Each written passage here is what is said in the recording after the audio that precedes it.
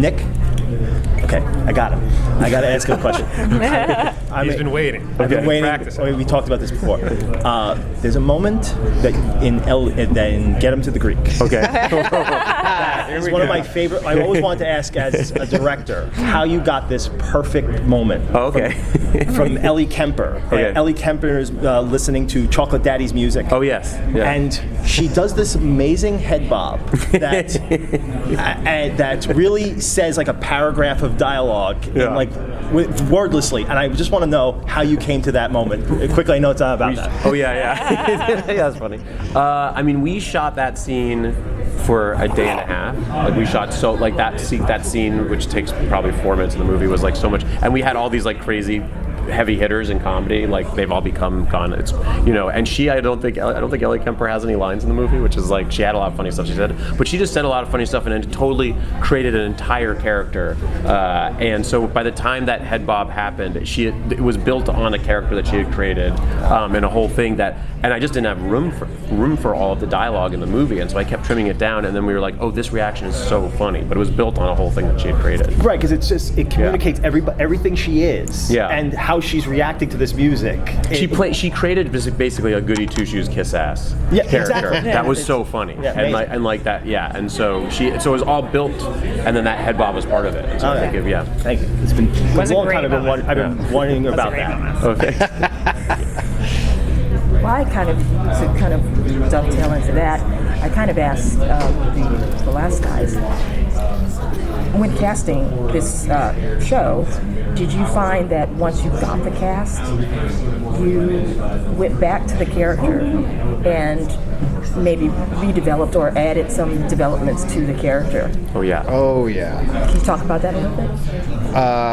Well, I think we all do that naturally in whatever we're doing. That's just sort of the best way to go about it, is once you go through the casting process, which was very intensive, and we got an amazing cast, and then they bring their own personalities to it, and we talk through the characters with them, and then that informs the writing process going forward, and finding the natural relationships, just when we observe them off screen and get to know them, we can start to bake that stuff into the story. How hard was it, finding finding a cast that has this kind of chemistry? Well, one of the things I always say is you can't predict, no matter how many chemistry reads, you do with people, you can never predict whether or not they were going to get along. And we were so lucky that, these actors became friends, offset, and really close friends, being shooting up in Vancouver and them hanging out all the time. It was kind of like a summer camp vibe.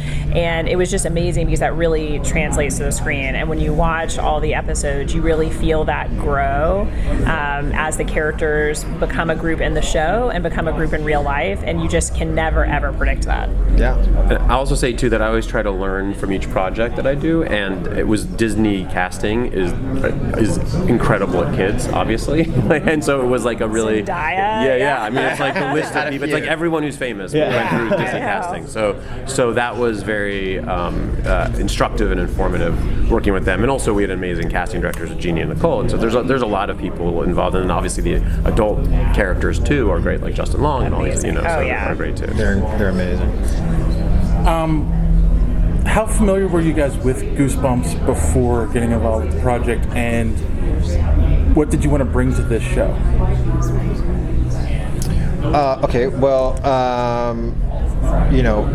Slightly older than the original Goosebumps reader, but I have kids and I read it to them, and then I did the movie, so that was sort of really my deep dive into Goosebumps and reading everything, getting to meet R.L. Stine, being able to call him Bob. That was a big moment. Jovial Bob Stein. Bob Stein. So that kind of fell in love with that, and it's such an amazing sandbox to play in because he wrote those books in a way that didn't pander down to young readers, which is fantastic, and I think a large part of the success of the book series. We took that to heart in what we were doing and tried to translate that and age it up for this show, and embrace all of it. Yeah, I was too old to read Goosebumps and read it anyway because I just loved I loved reading scary stuff as a kid, and I think that there's something just so unique and special about Goosebumps. As a kid, it's almost like something you feel like you're not supposed to be reading, and I think that we really wanted that to have the feeling in the series too, that it's like almost like something you're not supposed to be watching. It's a little scary, it's a little wrong, and that's always the best part about sneaking down to watch a horror movie when your parents aren't looking. And so I think that we kind of achieved having a little bit of that vibe in the show. Did you know instinctively how to start the series, like going in, or did you feel like you had to kind of break it up? Because there's so many ways you can kind of dive in. I mean, we knew when we started doing it that we needed to be serialized. We didn't want to do an anthology because that had been done before, and so that kind of started it. And then from the beginning, we were like, we want the first 5 episodes to be an origin story of a different kid using one of his books. So that was, and so we started to figure out. We did have this idea that the first 5 episodes would all be built around the same party, and Disney was like, this is very boring. And so we were like, oh, you're right, this is very boring, so we changed that aspect of it. Yes. Yeah. They were right on that one. They were right. Yeah, you're welcome. Yeah, exactly. Are there any little Easter eggs or homages to the books in the? I know that in the first 5 episodes, just one little Easter egg that you just love that you got in there. There's Easter eggs throughout the entire season of the show, and to tell you them would spoil it. The biggest Easter egg ended up on the poster, which is Slappy. That was never meant to be face forward, but how can you avoid it? Slappy's so identifiable with Goosebumps. But every episode for Goosebumps fans, if they keep a close look on it, will find a lot of stuff. We have time for one more question.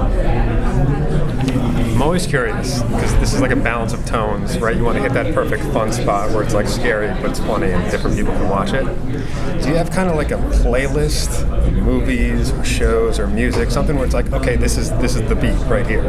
We have to keep this beat for the series. How do you kind of stay in that headspace so you never go too scary, too goofy? Like you want to hit that spot. I mean, it's just David Cronenberg, really. Videodrome. Yeah, it's just Videodrome on repeat, right? That's fun, right? Totally. Fun. That's I think fun. most families family appreciate friendly, like scanners. My dad Scanners when heads explode. Yeah, right. That's what you're talking about, right? Like fun family stuff. My dad took me to see Dead Ringers when I was 7, and that Dead Ringers. was it a good Boom. one? No, it's not good. I mean, yeah, Dead Dead Ringers. Ringers. I talked about it a lot in our last interview. I mean, it's a tone that, I think we just speak fluently. There's not really, I think that, I don't think anything there isn't anything that's, comedy is just a part of anything to me that's honest, and even something like The Shining is hysterical. It's so funny. We've had so many conversations about how funny it is. I just rewatched, this is not a horror movie, I just rewatched Barry Lyndon, and that is so funny. And also really dramatic. And also, and same with The Shining, so I don't think you can, when something is just dead serious, part of me always calls a little bit of BS on it, because I just think life is funny, and dark and sad and happy and all these things. And so we try to just be honest, with what we're doing, and that and then and that's I don't know. You really hit that tone with the first film. The films were I loved the tonal bounce. I'm way too old to be watching them, I think, but I enjoy. I was telling everybody, Goosebumps is great. These books are fun, man. So I'm glad it's continuing on in this show. Wow. Well, thank you. Yeah. That was great. Thank you guys so much. Thank you so much. Thank you, everyone. Yeah.